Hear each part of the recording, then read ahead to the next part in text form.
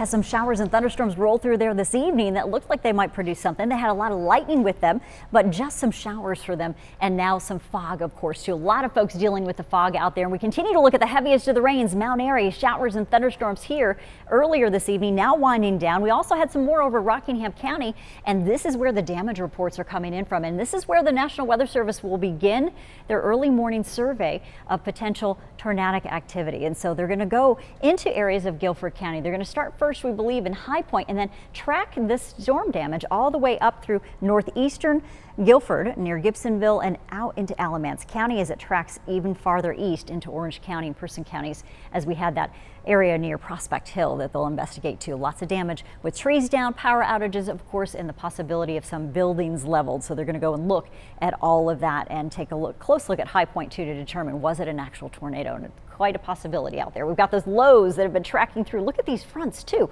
Impressive for us. We've got a strong upper level support. We had that warm front earlier, pop temperatures up, and now as that system rolled east, we've got temperatures that cooled back down. We've got the clouds and the fog and the low winds. You now have visibilities less than 3/4 of a mile out there in Greensboro and Asheboro. So definitely looking at some dense patchy fog. That is until we get you overnight. Around 2 a.m. the wind should start to pick up, the heavy rain should start to move in, and you've got temperatures that are going to cool into the 40s as we head through early morning. We might have another inch to inch and a half on the way, and that's already dealing with some 3/4 inch rainfall totals according to Joan and Mickey Rogers up in Lawsonville. And happy birthday to Joan. It's her birthday today. We brought you severe weather. That was your birthday gift.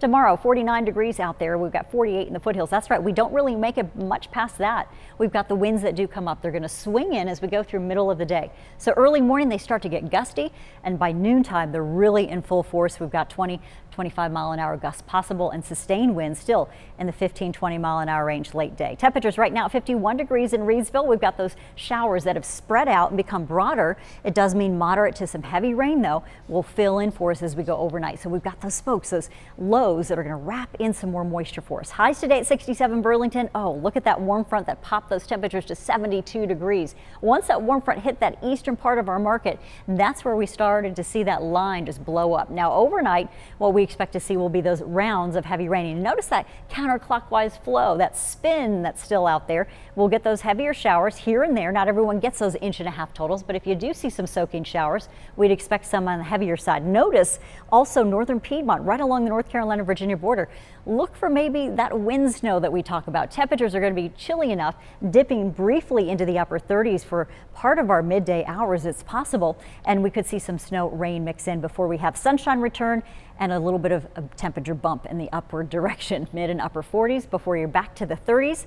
And we've got you near freezing on Saturday morning. So we ring in spring with 32 degrees Saturday morning and bring you back some dry air, some 50s later in the day, but it's still chilly. We've got you chilly most of the day. The gusts are going to feel intense and make you feel more like the 30s in some spots, especially by late tomorrow evening. You're at 49 degrees on Friday, 53 on Saturday, and Sunday you're at 58, and you look at the foothills from 43. We kind of play around with those temperatures. They drop through middle of the day, and then they start to come back up. 48 degrees, a rain chance of about 20% for all of us through afternoon, and windy also in the foothills and the mountains early morning with temperatures at 38 degrees. The gusts start to die down overnight into your Saturday, and then we're looking at, of course, those cold temperatures though. You're going to be down in the 24-degree range for the mountains with 53 by Sunday. So something to look forward to. We do have the dry air on the way for spring, but we'll be watching for that. We had tree pollen counts that were low today, expected low tomorrow, and then back into that moderate category over the next couple of days. So that's the one benefit of having cooler temperatures and some rain moving in.